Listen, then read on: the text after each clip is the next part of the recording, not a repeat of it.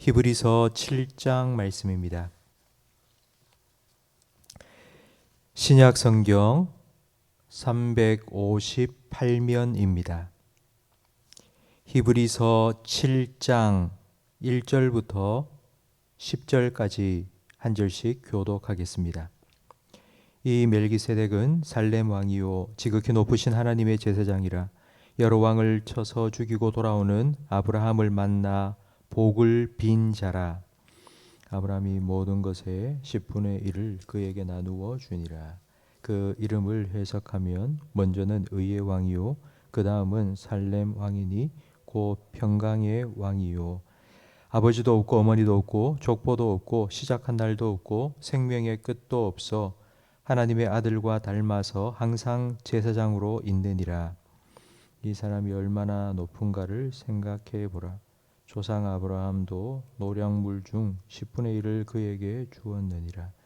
레위의 아들들 가운데 제사장의 직분을 받은 자들은 율법을 따라 아브라함의 허리에서 난 자라도 자기 형제인 백성에게서 10분의 1을 취하라는 명령을 받았으나 레위 족보에 들지 아니한 아브라함에게서 10분의 1을 취하고 약속을 받은 그를 위하여 복을 빌었나니 논란의 여지 없이 낮은 자가 높은 자에게 축복을 받느니라.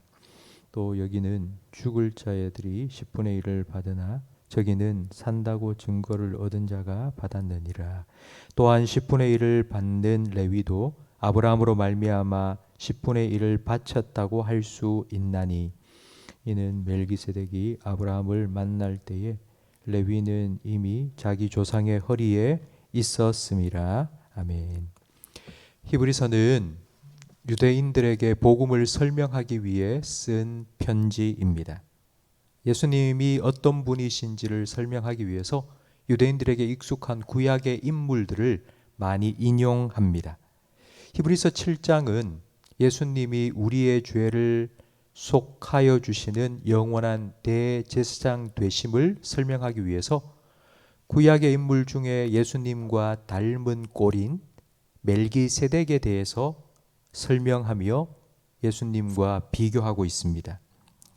먼저 여기서 확실하게 한 가지 짚고 넘어가야 할 것이 있습니다. 아빠와 아들이 닮았습니다. 아빠와 아들이 닮았다면 뭐라고 이야기합니까? 아빠가 아들을 닮았다고 하지 않고 아들이 아빠를 닮았다고 말합니다. 아빠가 먼저 낳고 아들이 그 다음에 낳기 때문에 당연히 아들이 아빠를 닮는 것입니다. 그렇다면 멜기세덱과 예수님이 닮았다면 누가 누구를 닮은 것일까요? 예수님이 멜기세덱을 닮은 것이 아니라 멜기세덱이 예수님을 닮은 것입니다. 왜냐하면 예수님은 창세전부터 영원하신 하나님으로 계셨기 때문입니다.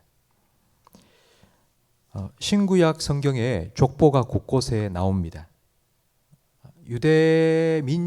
유대인들은 자기의 조상이 아브라함이라고 믿고 우리는 아브라함의 자손이라고 자부심이 아주 대단했습니다. 그런데 멜기세덱은 오늘 본문 말씀에 보니 족보가 없다고 말합니다. 아버지가 뭘 하는 분이었는지 그리고 어떤 가문에서 태어나 자랐는지 그게 중요하지 않습니다. 그러니까 그걸 알 필요가 없을 정도로 멜기세덱이라는 그 사람 존재 자체가 아주 대단하고 뛰어난 인물이기 때문입니다. 구약 성경의 족보를 읽어보면 족보는 거의 비슷한 패턴으로 진행이 됩니다. 누가 누구를 낳았고 그리고 몇 세에 죽었더라. 이게 족보입니다. 그런데 멜기세덱은 족보가 없기 때문에 언제 태어났는지 그리고 언제 죽었는지 시작도 끝도 알 수 없습니다. 이런 멜기세덱은 참 신비로운 인물입니다. 하나님께서는 멜기세덱을 구약의 레위 지파에 속하지 않은 제사장으로 세우시고 등장시키셨습니다. 그 이유는 훗날 예수님을 이 땅에 보내어 주셨을 때에 예수님이 어떤 분인지를 좀 더 쉽게 이해할 수 있도록 하기 위함입니다. 멜기세덱은 성경에 딱 3번 등장합니다. 창세기 14장, 그리고 시편 110편, 그리고 오늘 본문에 창세기 14장과 시편 110편에 왜 멜기세덱이 등장했는지, 그 멜기세덱이 예수님과 어떤 관계가 있는지를 설명해 주는 바로 히브리서 7장, 이렇게 딱 3군데만 등장합니다. 4절 말씀해 보니 창세기 14장에 멜기세덱이 최초로 등장했던 그때의 일을 설명해 주고 있습니다. 아브라함이 그돌라오멜 연합군을 쳐서 그들이 포로로 잡아갔던 조카 롯을 구해 올 때에 살렘 왕 멜기세덱이 나와서 그를 맞아 주었습니다. 그리고 아브라함을 축복해 주었습니다. 유대인들에게 아브라함은 믿음의 조상입니다. 그러니까 아브라함이 최고의 조상입니다. 근데 그런 아브라함을 축복해 준 사람이 멜기세덱입니다. 본문 7절 말씀에 보면 논란의 여지 없이 낮은 자가 높은 자에게 축복을 받는다고 말씀합니다. 그러니까 아브라함을 축복해 준 멜기세덱이 아브라함보다 더 높다는 것을 말합니다. 그리고 또 아브라함은 자기를 축복해 주는 멜기세덱에게 전리품의 10분의 1을 바쳤습니다. 그러니까 성경에 나오는 최초의 11조가 바로 아브라함이 멜기세덱에 바친 바로 11조입니다. 그 후에 하나님께서는 모세의 율법을 통해서 이스라엘 백성이라면 누구든지 레위 자손 제사장에게 11조를 바치라는 명령을 주셨습니다. 그런데 이 명령을 주시기 훨씬 전, 레위가 태어나기도 전에 아브라함이 멜기세덱에게 11조를 바쳤습니다. 이 말은 멜기세덱은 레위 지파 제사장들보다 훨씬 먼저 앞서 제사장으로 임명을 받았고, 그리고 레위 제사장보다 훨씬 더 높고 위대한 제사장이라는 의미입니다. 그러니까 오늘 본문 말씀 히브리서 7장 1절부터 10절까지 말씀을 딱 요약하면 멜기세덱은 아브라함보다 높고 레위 지파에 속하지 않았지만 그러나 제사장으로 임명을 받은 사람이다. 이게 오늘 본문의 요점입니다. 그런데 왜 이 이야기를 꺼냈을까요?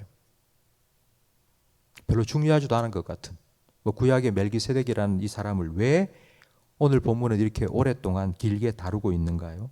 그 이유는 바로 예수님께서 우리의 영원한 대제사장이심을 설명하기 위함입니다. 예수님은 다윗의 자손입니다. 다윗은 유다 지파입니다. 그러니까 예수님은 유다 지파입니다. 구약의 율법은 레위 지파만 제사장이 된다고 말씀하셨는데 어떻게 유다 지파인 예수님이 우리의 대제사장이 될 수 있단 말입니까? 하나님께서는 우리가 이런 질문을 할 것을 미리 아시고 3000년 전에 멜기세덱이라는 사람을 준비해 놓으신 것입니다. 야, 멜기세덱을 봐. 그는 레위 지파가 아니야. 그는 족보도 없어. 그런데도 제사장으로 내가 임명을 했잖아. 아브라함을 축복해 주었고 아브라함으로부터 11조를 받게 했잖아. 멜기세덱을 내가 대제사장으로 세운 것처럼 내가 예수도 너희의 죄를 사해 주기 위한 제사장으로 임명했어. 그래서 예수가 그리스도야. 하나님께서는 미리 준비해 두신 것입니다. 성도 여러분, 멜기세덱을 보면서 새삼 깨닫게 되는 한 가지 정말 중요한 사실이 있습니다. 그건 성경은 하나님께서 우리에게 써주신 연애 편지라는 사실입니다. 하나님은 정말 세밀하고 그리고 철저하게 저와 여러분을 위한 구원 계획을 준비하셨습니다. 그리고 그 구원의 계획을 아주 자세하게, 친절하게 성경 곳곳에 기록해 두셨습니다. 그리고 하나님께서 이런 계획을 세우시고 그 계획을 이루어 가신 이 모든 것들은 바로 저와 여러분을 사랑하기 때문이라고 말씀하셨습니다. 멜기세덱에 관한 말씀 참 어렵습니다.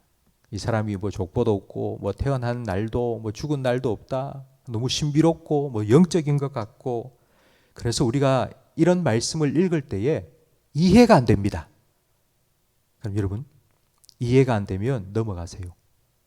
이해가 안 되면 그 안에 담겨 있는 하나님의 마음을 깨달으시면 됩니다. 왜 이런 말씀을 기록해 놓았을까? 나는 잘 모르겠습니다. 이게 무슨 뜻이고 이게 무슨 의미인지 잘 모르겠지만, 그러나 하나님께서 왜 이 말씀을 이 성경 속에 기록해 놓았는지를 생각해 보십시오. 그러면 하나님의 마음을 깨닫게 될 것입니다.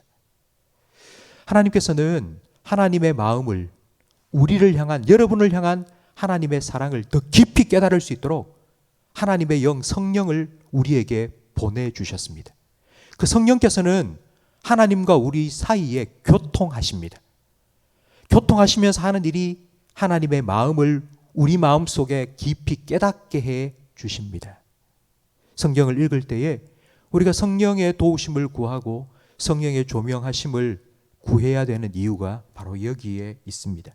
성도 여러분, 이해가 안 되는 말씀이 성경 말씀에 있습니다. 저도 읽으면 이해가 안 되는 말씀이 있습니다. 그러나 이해가 안 되면 깨달으시기 바랍니다.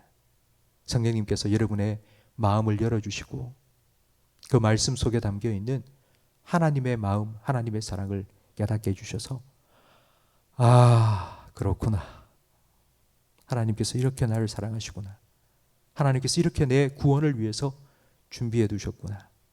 이런 깊은 은혜를 말씀을 통하여 깨닫고 감격하며 살아가시기를 예수님 이름으로 축복합니다. 기도하겠습니다. 하나님 아버지, 감사합니다. 우리를 향한 하나님의 사랑,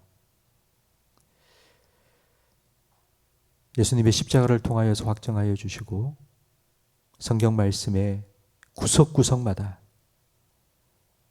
사람들의 삶을 통하여 또 하나님의 역사를 통하여 그 이면 속에 감추어 두셔서 우리가 그 성경 말씀을 펼쳐 읽을 때마다 성령께서 도우심으로 그 숨겨두신 깊은 하나님의 마음, 하나님의 사랑을 깨닫고 감사하며 감격하게 하시니 감사합니다.